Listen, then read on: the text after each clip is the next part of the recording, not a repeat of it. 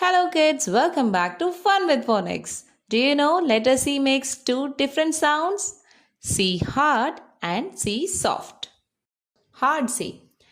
It makes the sound k, k, like in cat, cup and car. It usually occurs before the vowels A, O or U.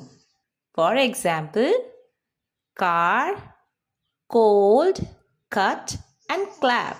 While soft C makes the sound S, similar to letter S, like in city, ice, and cereal. It usually occurs before the vowel E, I, or Y. For example, cent, circle, and cycle. So, all of you sing with me. What does the C says? What does the C says? K or S? K or S? Before I, E or Y, before I, E or Y, C is soft.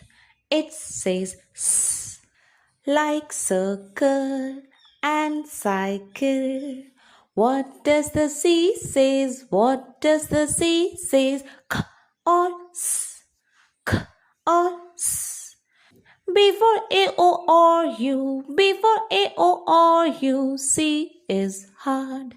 It says K, like a cat and a cup.